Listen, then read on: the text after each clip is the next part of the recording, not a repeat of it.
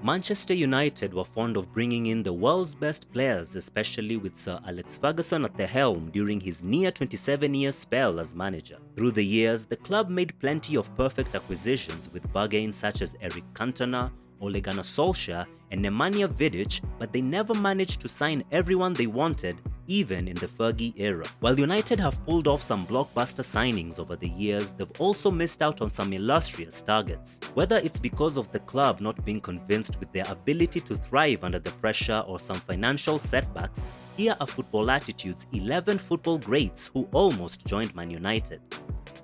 11. Neville Southall. Neville Southall was one of the top goalkeepers of the modern era and even won 2 league titles with Everton in 1985 and 1987 respectively. English clubs were banned from Europe at the time, and unfortunately Everton and Southall were denied the chance at competing in the European Cup.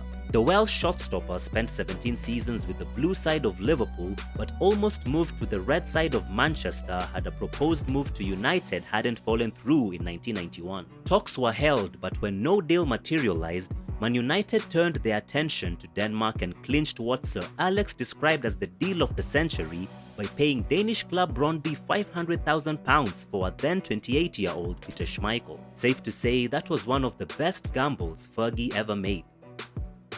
10. Michael Essien. You can't really blame Man United for failing to sign Michael Essien when they had the chance. They invited him to Carrington for a trial in the year 2000 when he was just 17, but they couldn't sign him because of work permit problems. Essien recalls how he had been so overwhelmed by the experience that he was too scared to speak to any United players during his 7 days in Manchester. The Ghanaian midfielder may have been shy, but he was still determined to make it to the top. By 2005, Essien was a more experienced and complete player in his position at French club Lyon, who were willing to sell with United being overly interested. He chose Chelsea instead, who acquired him for £24 million, where he established himself as one of the best midfielders in the world and won 7 major trophies in 8 seasons in West London. 9. Gabriel Batistuta.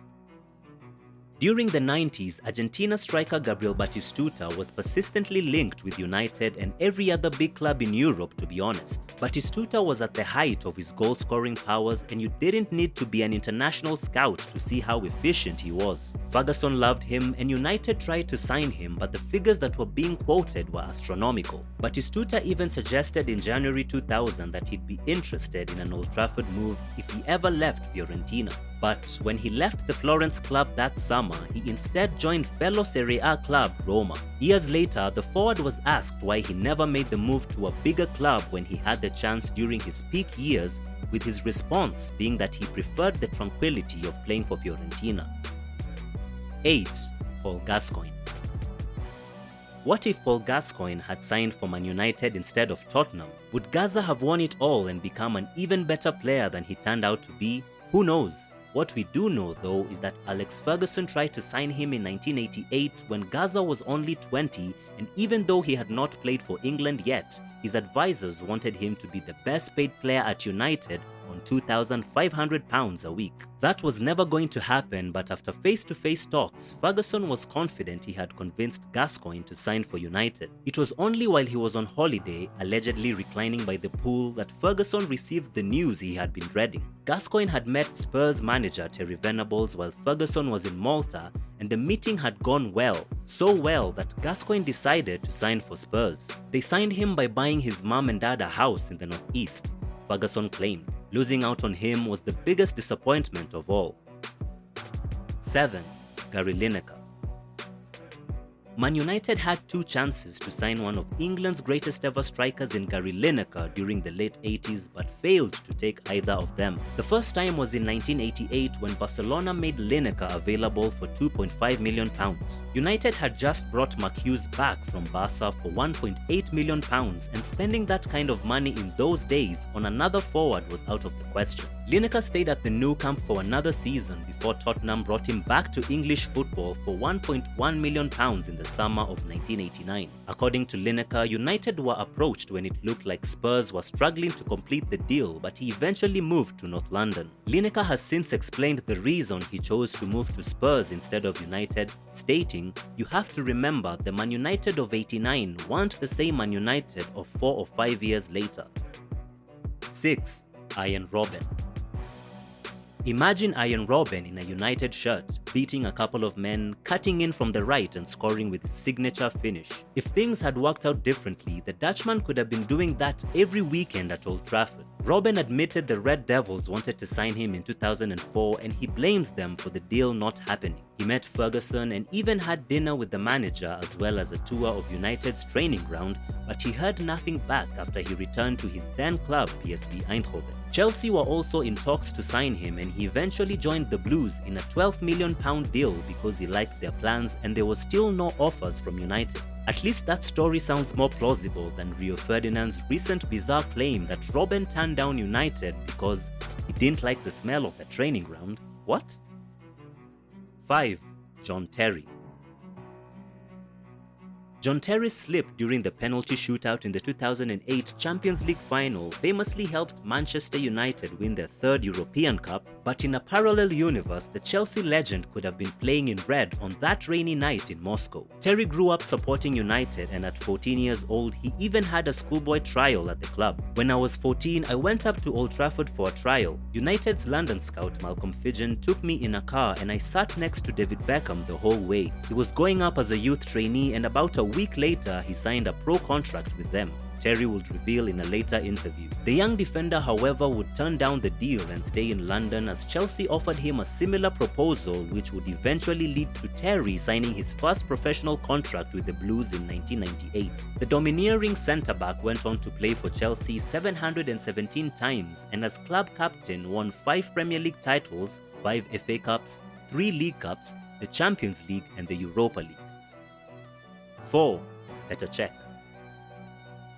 We complete the Chelsea hat-trick with goalkeeper Petr Cech, who is regarded as one of the greatest between the sticks and who also could have joined United in the 2000s. Ferguson turned down the chance to sign Cech in 2003 despite him being one of the most promising young goalkeepers in Europe. The Czech international was said to be close to joining United at the time, and despite interests from several top sides, the English club were in prime position to sign him. However, Fergie made the call to reject Cech, instead opting for United States international Tim Howard from New York Red Bulls, who were then known as the New York/New Jersey Metro Stars. In his book Leading, Sir Alex recalls turning down the chance to sign young Petr Cech from French side Rennes, thinking he was too young to command a defense in the Premier League.